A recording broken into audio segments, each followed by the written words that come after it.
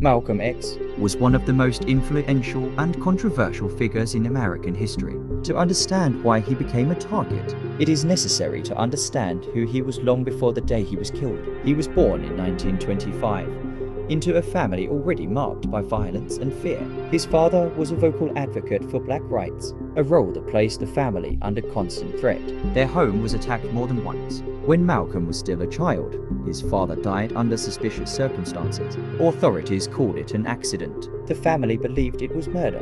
His mother, overwhelmed by pressure and loss, eventually suffered a mental breakdown. The family was separated. Malcolm grew up without stability, without protection, and without trust in the system around him. As a young man, he turned to crime. He lived on the streets. He was arrested and sentenced to prison. For many, prison is an end. For Malcolm, it became a transformation. Behind bars, he educated himself relentlessly. He read history, philosophy, and political theory. He began to understand racism not as individual hatred, but as a structured system of power. During this time, he adopted a new identity and a new ideology.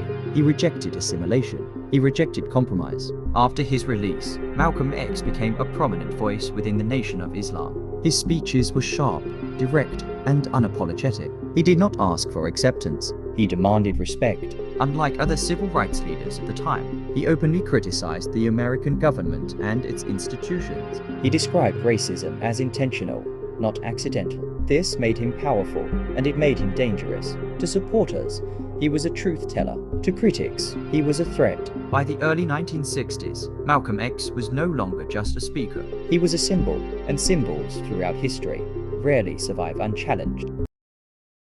By the early 1960s, Malcolm X was no longer just a controversial speaker. He had become a direct challenge to multiple centers of power. There were clear reasons why he became a target. First, his message was uncompromising.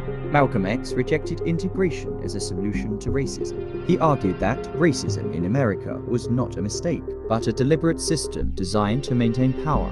Unlike other civil rights leaders, he openly stated that black Americans had the right to defend themselves. This position alarmed both government institutions and the broader public.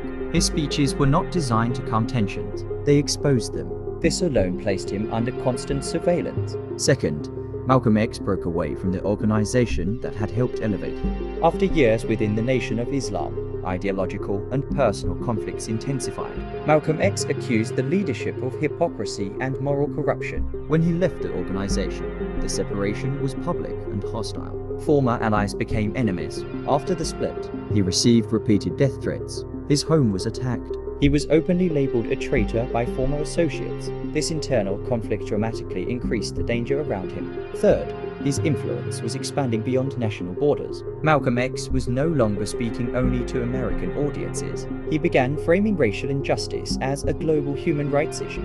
He traveled internationally. He met with foreign leaders. He connected the Black American struggle to anti-colonial movements worldwide. This shift deeply concerned US authorities. By redefining civil rights as human rights, Malcolm X was placing American racism under international scrutiny. This was a serious escalation. Fourth, his ideological transformation made him unpredictable. In the final year of his life, Malcolm X's rhetoric evolved.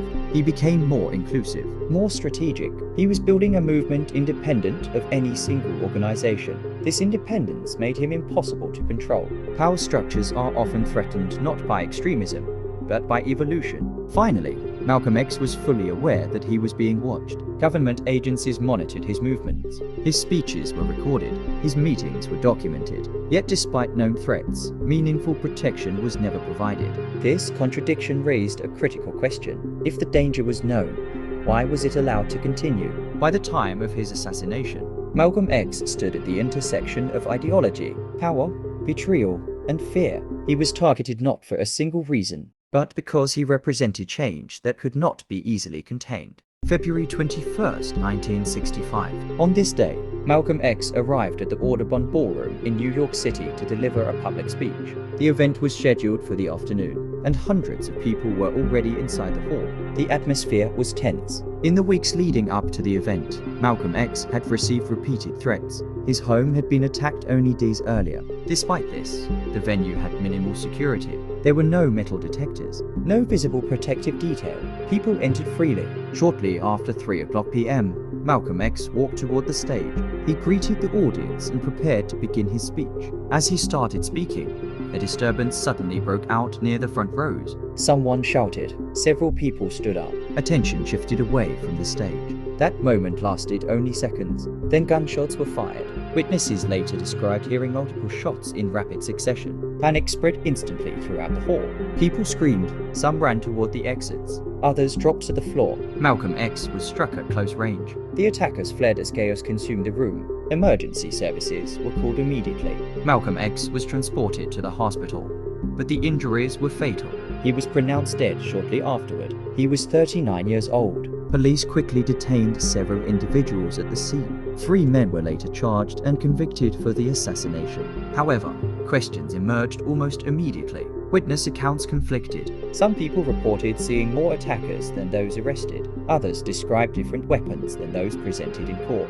The crime scene had been compromised by confusion and panic. Evidence collection was incomplete. Despite the arrests, many believed the official explanation did not fully account for what had happened inside the ballroom. What was clear, however, was that the assassination was not random. It occurred at a moment when Malcolm X was isolated from former allies, yet increasingly influential on a global scale. He was politically exposed, but ideologically evolving. That combination proved deadly. The events of February 21, 1965 ended Malcolm X's life, but they did not close the case. Instead, they marked the beginning of a long and controversial investigation, one that would be questioned for decades to come.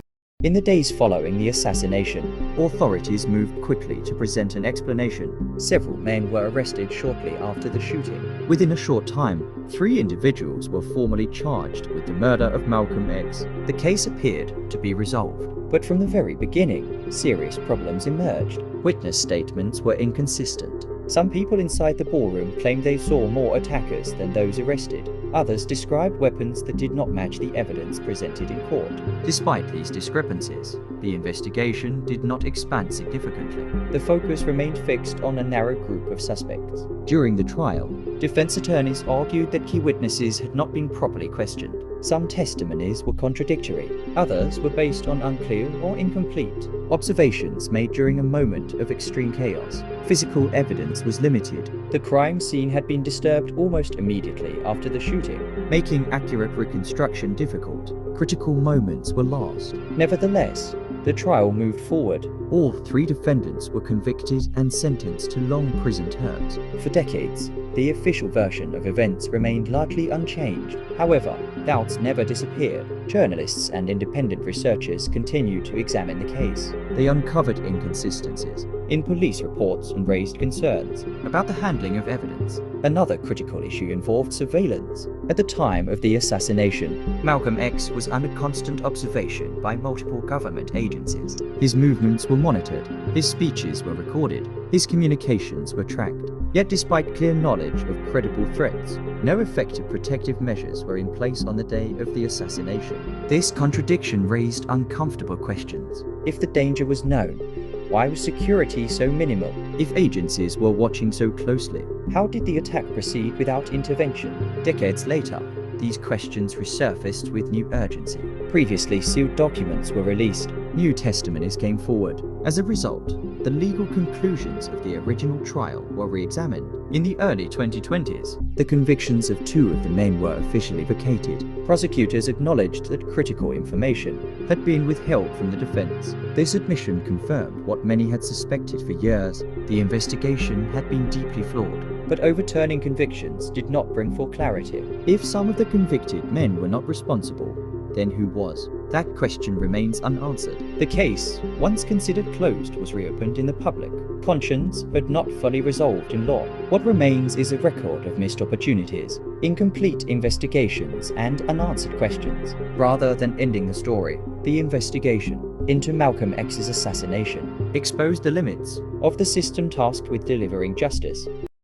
The assassination of Malcolm X did not end with the courtroom verdicts. In many ways, it marked the beginning of a much longer debate. For years, the case was officially considered closed. The conviction stood. The narrative remained largely unchanged, but public doubt never disappeared. As time passed, Malcolm X's influence grew rather than faded. His speeches continued to circulate. His ideas reached new generations. What once seemed radical began to be re-examined as historical context evolved. Journalists and historians returned to the case, uncovering inconsistencies that had been overlooked or ignored. Questions about withheld evidence and limited investigations became harder to dismiss. When previously sealed documents were released decades later, they confirmed a critical truth: the original investigation had not been fully transparent. In the early 2020s, the legal system acknowledged this failure. 2 convictions related to the assassination were officially vacated. Prosecutors admitted that key information had not been shared with the defense. This moment was significant. It was an institutional admission that justice had not been properly served. However, the decision did not identify new perpetrators. It did not provide a complete explanation of how the attack was planned or who else may have been involved. As a result, the central question remains unresolved. Who is truly responsible for the assassination of Malcolm X? What is clear is that his death cannot be separated from his ideas. He challenged systems of power. He exposed contradictions. He refused to soften his message for comfort or approval. History shows that such figures often face resistance, not only from declared enemies, but from within institutions themselves. Today, Malcolm X is remembered not only as a victim of violence, but as a symbol of uncompromising truth. His legacy is complex, controversial, and enduring. The case remains a reminder that justice delayed is not always justice denied, but it is rarely complete. What happened on February 21st, 1965 is no longer just a historical event. It is a continuing question, and some questions, once asked, refuse to disappear.